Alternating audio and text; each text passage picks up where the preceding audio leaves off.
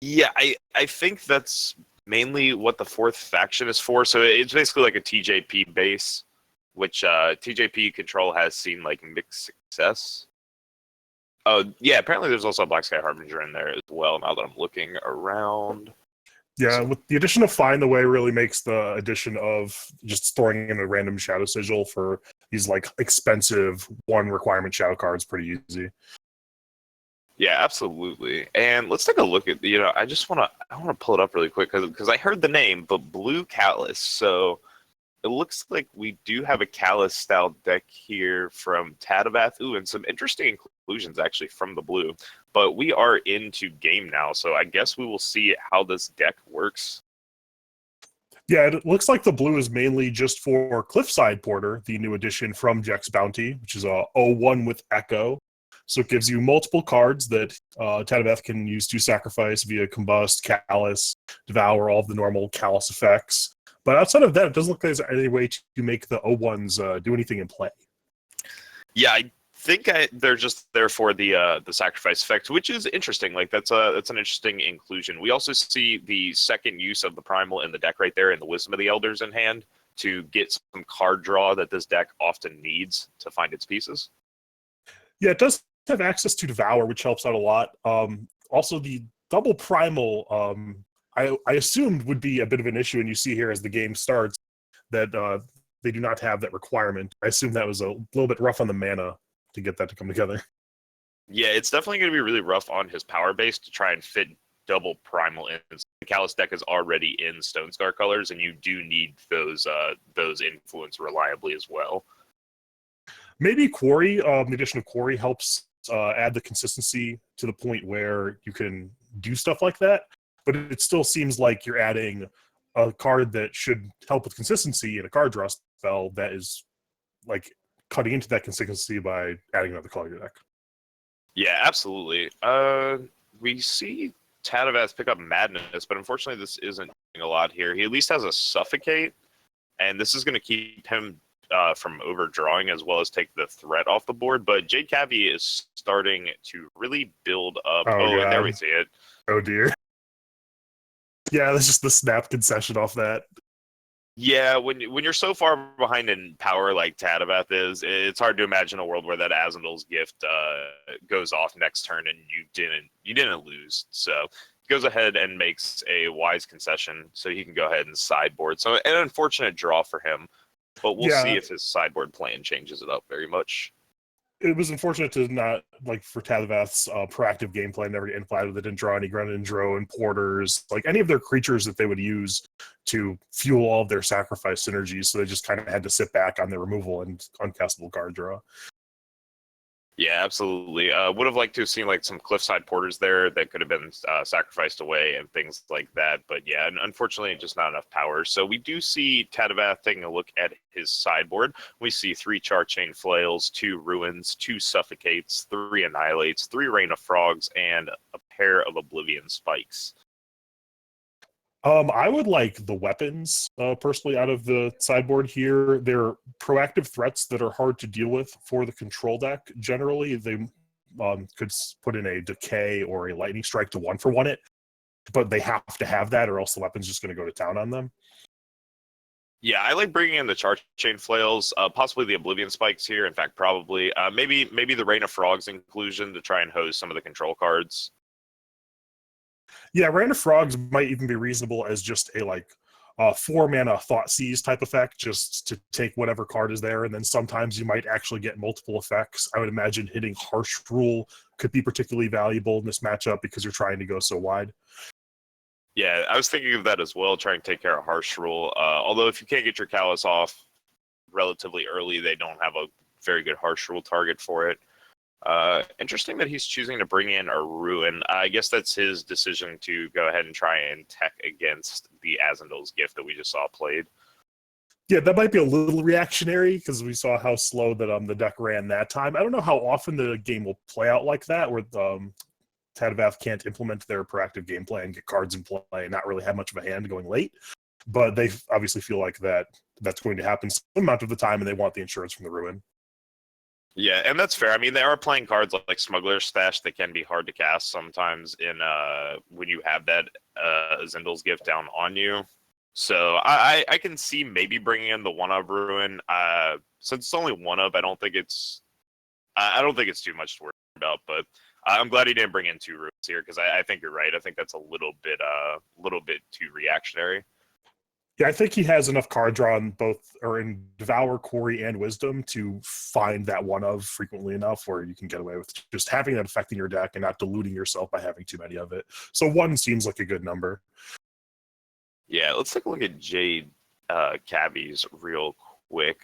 His sideboard's interesting since he's in 4 factions. He's got a single Steward of the Past, 1 Lightning Storm, 2 Permafrost, 2 Decays, an Orc Runehammer, 2 Great Parliaments, a Harsh Rule, a Lumen Defender, a Black Sky Harbinger, 2 Staff of Stories, and a Channeled Attack.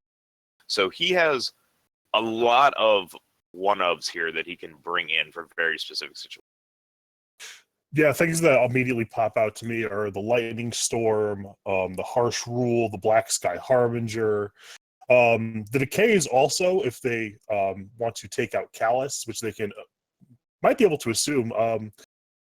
Jade actually didn't see a lot of Tatavath's decks. They might not be entirely sure what's going on. Yeah, the players do have access to the deck list, so if Jadecavy did take a look, he will know he's playing against Callus. But if he didn't check out the deck document, then yeah, he might not be entirely sure what he's up against, since we didn't see the Callus come down or any of the weapons. Yeah, so I would definitely anticipate the Decays coming in that case. I don't see any, like, the Eye of Winter in their main deck is something I might be interested in signing out. There's not many singular powerful threats that could be locked down by that. The Vanquishes are also underwhelming. So they have some things to bring out for these powerful sweepers and cancers to weapons. Yeah, definitely taking out the Eye of Winter. I think that's correct. You just don't have a lot of threats you want to hit since they're playing mostly like 1/1 tokens. Would definitely put in that extra Lightning Storm in its place. Lightning Storm is huge in this matchup. Yeah, it's sometimes a little bit awkward because the Callus stack can measure their threats to maybe extend with just an assembly line or like a couple Grenadin drones, and then your Lightning Storm is just one for one. So it's answering what they're doing, but it's not really like as much of a blowout as it would normally be against things like Jito Queen. So like they might be able to extend out a little bit, get value from their sacrifice effects, and never really expose their board to a sweeper. Yeah, this is true though. They cannot. They are not on the same pace as a deck like Queen, where Queen really needs to play its 1 drops, its 2 drops, and it needs to get in the damage while it can. And they don't really have the time to pace out their threats, and instead they just have to dump their whole hand in 1 shot. But Callus, on the other hand, can take a little bit of that time, and once those weapons get built, it can be very hard for the TJP control deck to handle.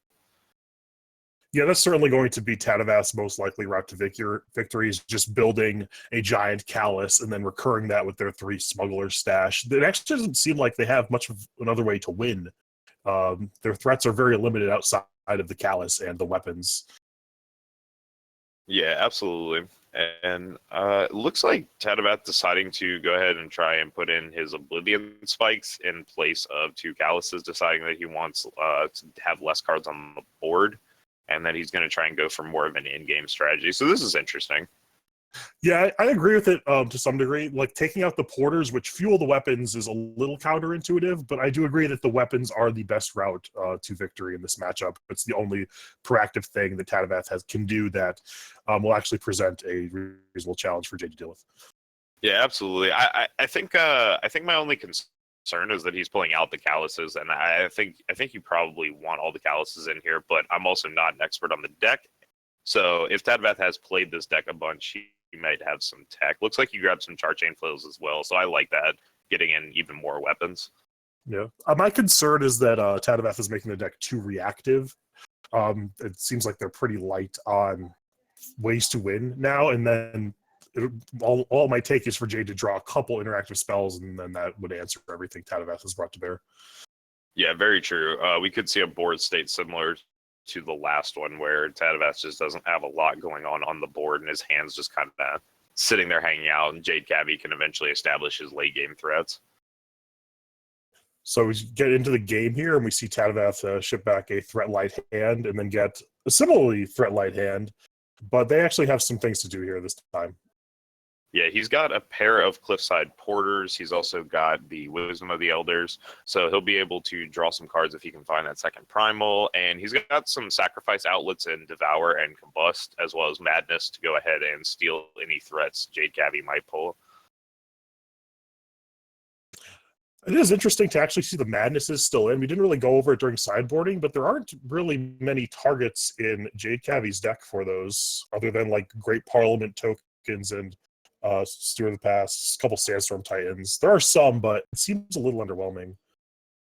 Yeah, I think I'm in agreement here. There just isn't a lot of particularly great targets. There are like some Seraphs, like you said, and some Sandstorm Titans, but other than that, it's not too much that that you're worried about. He also has the Combust to take care of things of that nature as well. So I don't know how much of that effect you want. And here we're going to see the Lightning Storm take out the board. They were trying to measure their extension out, but the one Cliffside Porter obviously wasn't presenting much of a threat, so they had to go a bit further, and then there comes the Lightning Storm. Yeah, exactly. And Tatavath just going to be power starved here for the second game in a row. If he can pick up a power, it's actually reasonable for him to get back into this game, but he will need to pick up a power. Yeah, that Torrent of Spiders should be creating 2 spiders right now because the 2 Grenadin and the Cliffside Porter. And they actually discarded another Cliffside Porter, right? So yeah, that will answer both Sandstorm Titans, but they have to get there.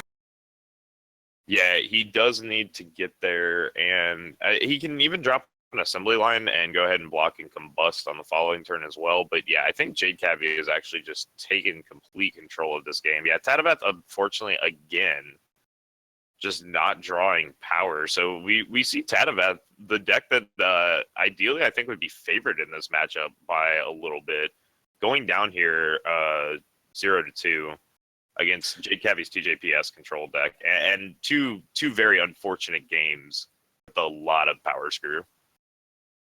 Yeah, I always hate to see that type of thing happen. Although Tatavath is playing like a reasonably consistent deck, the colors are the thing you would expect to come into play more so than the actual density of power. But it's unfortunate to see the game not really develop in a compelling way. It's not something that will generally happen in Eternal. Yeah, exactly. Didn't really get to see any action there, so that's pretty unfortunate. But it is what it is. Sometimes that is unfortunately the way the cards fall. Yeah, I'd certainly like to see possibly how to develop that blue Callus deck moving forward in the future. Would have liked to see it in action more, see what how the payoff from blue works more, but just didn't develop that way.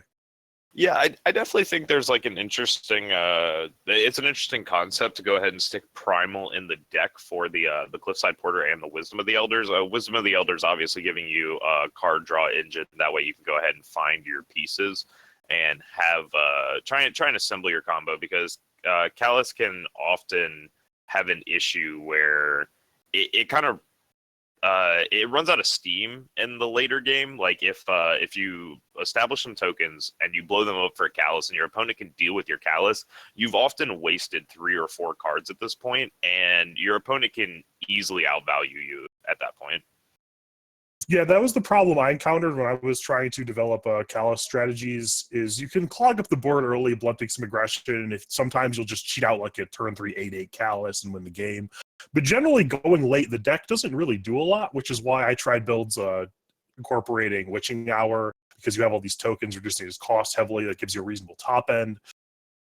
But even that was pretty harsh on the mana, so I'm not sure what the answer is moving forward, but the weakness of that deck has traditionally been a late game that is inconsistent or non-existent. Yeah, that is the downfall to the Callus deck. So unfortunately, yeah, not getting a win there. Cliffside Porter, an interesting card though. We'll have to see how that one pays off as time goes on. It's definitely a solid 2-for-1 essentially in the Callus's deck favor. So yeah, there's not a lot of cards like that in the game that offer multiple bodies for one card. Granted, those bodies are O1s, but there are myriad effects in the game that can pump them up to relevancy. In like is it an Obelisk, a Chalice, Callus, as we saw in that game. there's a bunch of ways to utilize multiple bodies, and that is a unique enough effect where I would expect people to utilize it moving forward. Yeah. Okay. Think. Well, we're trying to get a backup match queued up for you all, actually, but we are waiting for confirmation. Yeah, unfortunately, we're going to need to take a short break, but we are going to try and jump back into another matchup here in a second.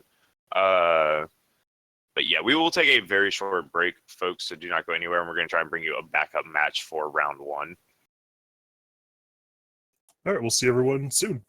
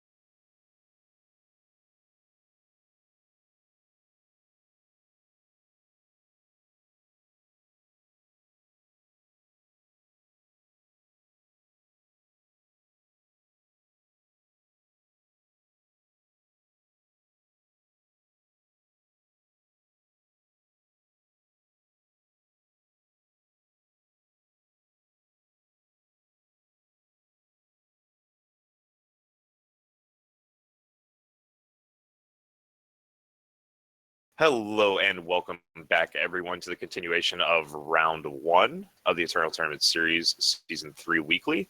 We have Ilyak here on what I believe is Shimmer Pack against Rewind, who is playing some sort of, I was going to call it Felon Control, but seeing this Midnight Gale come down, I don't think that's an accurate description.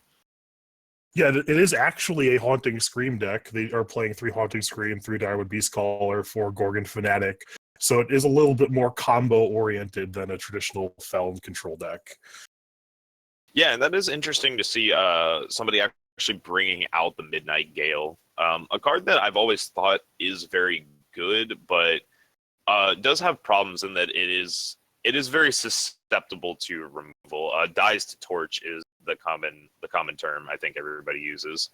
Yeah, Dies to Torch plus Vanquish is the double whammy of making it just a very hard card to justify playing. It is, however, very powerful when it goes unanswered. It matters a lot. It's just going to get answered very frequently. Yeah, it will get answered very frequently, and we do see Ilyak obviously with the Permafrost in hand to answer those threats, and Permafrost is about the best removal you can have in this type of matchup. This is also game 3 that we are coming in on. So the winner of this one will take the match. We see Ilyak with the Permafrost. He could tag the Black Sky Harbinger, but he could also just throw the Sandstorm Titan as a roadblock, which is what he likes to do. Yeah, and I kind of like this. Conserving the Permafrost is important in this matchup. You are looking to Permafrost targets that you're worried about having Haunting Scream back. Yeah, definitely. And this Predatory Carnosaur is excellent here. It's going to answer the Champion of Cunning, which would provide some inevitability to Rewind by pumping up all of their creatures, including that Harbinger, but now it is gone and the clock is on. Yeah, and the clock is very much on. Ilyak with 13 damage on board right now, and we see another Black Sky Harbinger come down to go ahead and give Rewind 4 more life, but with how big this clock is and the other Permafrost in hand, Rewind's going to need something big here in hand to swing this match back in his favor. Yeah, I'm not sure that there's actually a card in Eternal that could get him out of this turn. Feln is has very large problems with wide boards, especially wide boards involving large creatures. Their general answers are Lightning Storm and Strain of Shadow. The only way they can deal with a board like this is Witch plus Storm, which Rewind does not have access to. Yeah, he unfortunately does not have access to them. Does have access to Annihilate, however, and has it to go ahead and clear off the Sandstorm Titan, but Ilyak going ahead and reloading with another Titan and pushing Rewind to 1. So if Rewind's last 2 cards are removal spells, they could get out of this, but it doesn't look like that's the case, and they will concede to Ilyak. Yeah, unfortunately, not his last 2 cards. So going to see Rewind going down there to Ilyak 2-1. Would have been an interesting matchup to see more of. I do think that the Shimmer Pack deck is very well positioned for a tournament like this, and it's interesting to see how it plays against a Haunting Scream deck. Sometimes the Haunting Scream deck will be able to enable a game plan that the Shimmer Pack deck can't really interact with, although Sandstorm Titan does go a long way to inhibiting their ability to get through and trigger their infiltrates. Yeah. Sandstorm Titan is one of those cards that I think also is part of the reason we don't see the Midnight Gale show up that often. Not only Torch and Vanquish are often very prevalent cards in the format, but Sandstorm Titan always up there. I think there was actually a breakdown online on the new Eternal Decks website. I'm not entirely sure I can remember what the name of it is, but Eternal Nexus. Yeah, Eternal Nexus. Okay, so yeah. There was a breakdown earlier I saw, and I want to say for the last tournament, Sandstorm Titan was still around 25 to like 34% played in decks. So yeah, it certainly is a very powerful card that is unmatched in attacking and blocking. In matchups where removal is prevalent, that are more tempo oriented, that have access to either Vanquish or Annihilate that can kill it for a tempo gain and then utilize that, it's a little less powerful, but there's not a lot of decks that can actually do that. Yeah, that deck is one of them since it does have access to Annihilate, but if you don't have Annihilate handy for the Sandstorm Titan, it is very easy for your opponent to just drop a Sandstorm Titan and lock out all your flyers, which includes those Midnight Gales. So possibly part of the reason we haven't seen as much inclusion of them in that. Yeah, certainly. Also, Stone Scar's prevalence and Impending Doom being a premier creature in that deck also is a pretty big strike against Midnight Gale.